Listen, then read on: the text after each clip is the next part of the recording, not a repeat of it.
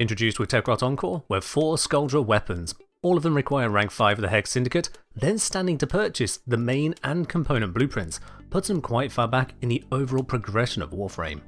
Which begs the question, just how good are weapons from the ancient era of 1999? I'm TheKengineer, let's solve a practical problem.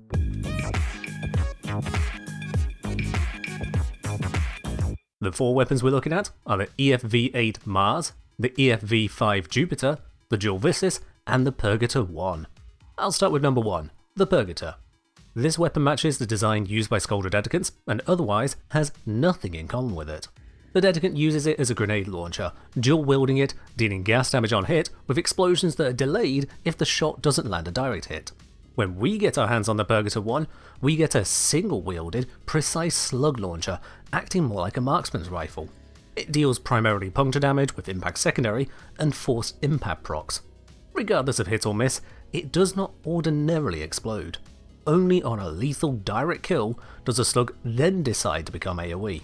This is perhaps the most curious explosive design, a weapon that only explodes if the target is already dead. The explosion is not a regular one neither. It's instead a forced gas proc triggered only on direct lethal hit, meaning any status damage kills do not count. In terms of identity then, this weapon is all over the place. Visually, it's a grenade launcher with no actual explosion, gas proc capable, yet with no innate gas. It has decent zoom and is able to equip sniper ammo mutation mods, but it's not a sniper and can't use most other sniper mods. It has full capability for headshots, landing triple damage on normal headshot targets as standard, yet its ammo capacity is low. Its ammo pickup is worse than some AoE weapons, like the Tenet Envoy. When using Galvanized Aptitude with the pure damage sources, the bonuses add together, yet the shot is a travel time projectile, not hit scan. Broadly, the Purgator exists in some kind of middle state between weapon classes, an identity purgatory. Identity aside, it functions as a precision weapon with near perfect accuracy. Long ranges will challenge that accuracy, if only to remind us that it is in fact not a sniper. As it has such disastrously low ammo and economy, carefully placed high power shots are the name of the game here. Not only that, but single super-powered shots will mean a very high damage on the resultant gas proc the target leaves behind. For this reason, I recommend setting up as an aimed not sniper like this. We've got lots of investment into criticals here with bladed rounds, primary acuity, vital sense, and critical delay. This makes for very high crits, especially so on headshot. Primed cryo rounds gives a whole whack of elemental damage. While this doesn't buff the gas procs, it does vastly increase the chance of a lethal hit, while entirely avoiding the chance of a lethal status proc. If procced, it'll slow down a surviving target, making the follow-up shot easier. Serration, odd as it may seem, is a reliable choice here for ensuring we have enough base damage should all stacks of primary deadhead run out or simply not have been charged up yet. For such a low ammo weapon, there's no room for wasting shots trying to get that first stack going. Serration also still serves as a damage buff, even with a fully stacked deadhead.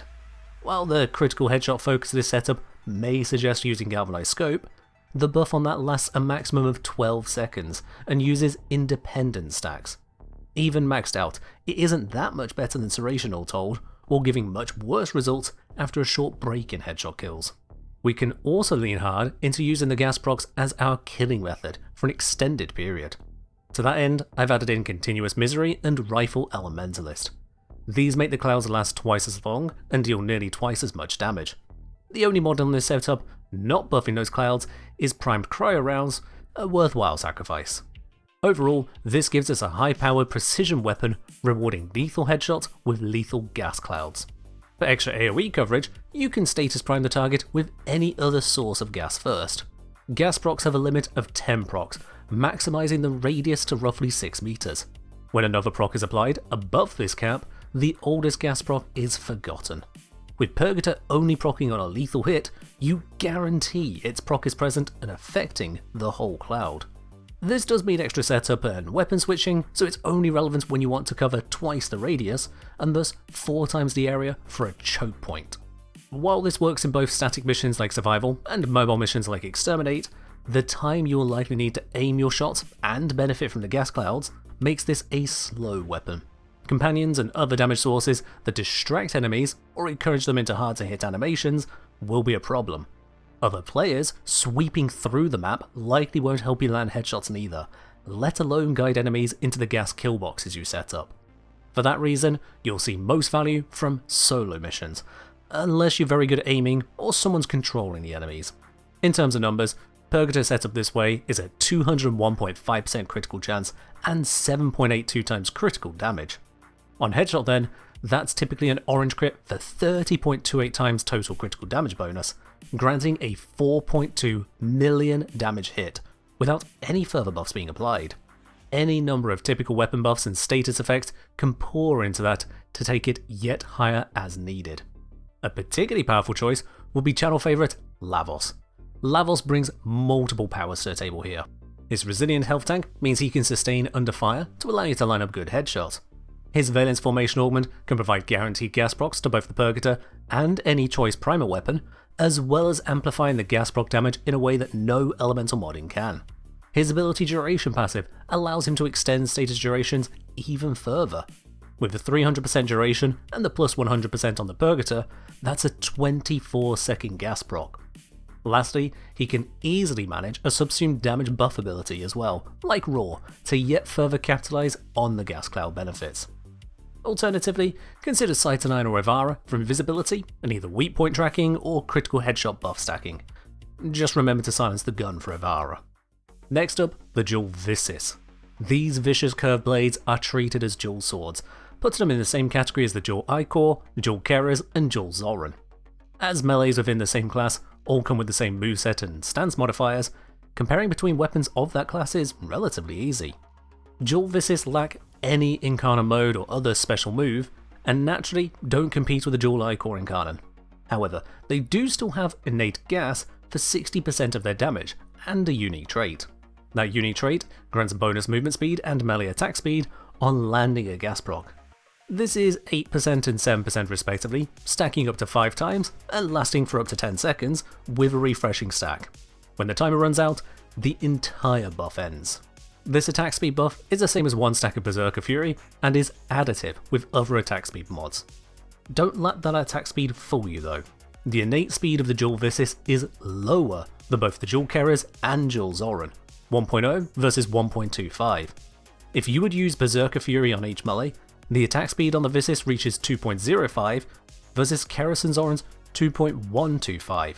Even comparing without speed mods or buffs, the Viciss only ends up 8% faster at full stack. In terms of other stats, the dual Keras has higher crits for lower base damage, ending up with a higher average damage per hit when using typical crit mods of Blood Rush and Galvanized Steel. The same is true of the dual Zoran, with even lower base damage but yet higher crits. However, the dual Viciss does win on status output. Still, the differences are not extreme. The dual Viciss is on the tier of these two prime dual swords, with similar mastery requirements, though it's also available much later into the game. Ultimately then, it comes down to the unique property of innate gas. On its own, this isn't particularly amazing. Gas works very well for setting up highly damaging choke points, and is reasonable when dealing with tight clusters of enemies. It isn't, however, the strongest way of dealing with most targets. Where gas shines on a melee is with the ever highlighted arcane melee influence. If you've not seen a gas melee influence build before, this is what one looks like. There's no real thought that goes into using it, you swing at enemies and start choking everything in the next room over. Gas procs give lingering feels of effects, and given the Viciss is 60% gas at base, you can certainly go for a status duration mod to make those clouds hang even longer, just like with the Purgator. For such a setup, you are saving 2 mods by having innate gas, giving room for status duration far more easily. If you want to play Gasfluent specifically with dual swords, the Viciss enables that better than all in its class except perhaps the dual Ichor. For any other build, the unique traits of other melees will usually be more interesting. Moving on to the EFV-5 Jupiter. This is primarily an automatic rifle of conventional design, but comes with a secondary fire to eject a buckshot spread with guaranteed corrosive procs on each pellet. For ordinary firing, we can compare it to 2 guns, the Foreman Prime and the AX-52. The Foreman Prime is Mastery 12 instead of 14, and again has a no-nonsense automatic mode. While Foreman Prime has slightly higher fire rate and substantially higher critical chance, its base damage is nearly halved in comparison. As with the dual Viciss, this base damage to crit trade-off still ends up working in the Foreman Prime's favour in terms of raw damage output. The Jupiter wins categorically in the status output department, with a base stat at 25% instead of 10%, putting it well ahead. In that comparison alone then, the Jupiter serves far better as a hybrid weapon compared to the direct crit focus the Foreman Prime would love. But if we then bring in the AX-52, the picture gets more stark. AX-52 is only Mastery 12, and can be acquired from the Hex of rank 4 instead of rank 5. It again has better critical and fire rate stats for lower status and base damage, but those downsides are far less pronounced. What's more, the AX-52 has 2 passive perks, depending on if you aim or not. While hip firing, the AX-52 functionally has a magazine of 100 instead of 40, due to its ammo efficiency mechanic, allowing it to sustain fire for a much longer time. While aiming, it gains a whopping 400% modded critical chance bonus on headshots, equivalent to nearly 3 copies of Point Strike, higher than the critical chance bonus of primary acuity. Factoring that in, the Jupiter has only slightly more status chance per second for a vastly lower damage output than the AX-52 when used in a normal rifle function. So far, this isn't looking good for the Jupiter. However, its secondary fire can claw that back. It launches a wide spread of pellets with guaranteed corrosive on each pellet. At base, this is 11 multi-shot, with even modest multi-shot modding taking it substantially higher. A frame equipped with enough emerald shards to hit corrosive cap will have no trouble landing that many corrosive procs on a target. One buckshot and all armor is gone. But this has downsides. The secondary fire has a 1 second charge time, modified by fire rate. The buckshot damage, while initially high, has fallen off of just 5 to 10 meters. Beyond 10 meters, it retains the corrosive effect, but the damage and accuracy drops painfully low. To top it off, this shot costs 15 of its 65 ammo reserves. Not 11 to match the base multi-shot, and not 13 to give it 5 clean shots per magazine. It's 15 out of 65. This is where my earlier comparison of the Foreman Prime comes back. That weapon also has a shotgun style firing mode, consuming a lot more ammo per shot. It fires 10 ammo at once to launch a wide body projectile, with guaranteed impact rather than corrosive. The range is substantially higher, the accuracy perfect, the damage higher, and it has innate total body punch through. The Jupiter has, well, no innate punch through. The difference in use case is clear here. The Jupiter's rifle mode is a balanced shot for damage and status, while its buckshot mode is for overwhelming corrosive procs. That mode can be lethal within just more than melee range. Other rifles like the Foreman and AX-52 are far more focused on simple damage output, with features to enhance their effect or application. Modding wise, a rather ordinary hybrid crit and status approach with galvanized aptitude and fire rate support would be my go-to recommendation. That said, the Jupiter isn't an impressive weapon. This setup here has body shot DPS of just 102,000 and headshot of 753,000 before galvanized aptitude. With 4 or 5 status procs on target, that increases by 70 to 87% with aptitude fully stacked. When we consider the damage output of other weapons, like the 4 million damage per shot I quoted of the Purgator, or the similarly hundreds of thousands from Compressor Prime affecting an AoE, the Jupiter doesn't quite keep up. This is before even considering higher classes of weapons, like Incarnans. So let us finally look at the EFV-8 Mars secondary weapon. This too has 2 firing modes. The primary fire is a semi-automatic shot with a base fire rate of 6.5. If you're anything like me, you'll probably be using the accessibility setting to make that function like an automatic weapon to actually use that fire rate. With the Mars base stats where they are, it can be compared quite easily to the Magnus Prime, with identical Mastery 14 requirement.